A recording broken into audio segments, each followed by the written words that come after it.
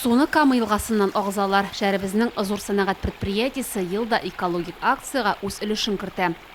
Балыкларга менә теге һава җитми дигәчтен шуңа күрә су бирделәр инде. Әлеге алым Каракүл суын кислород белән баетырга ярдәм итә ди белгечләр, чөнки кышын сулыкта яшәүчеләргә авырга туры килә.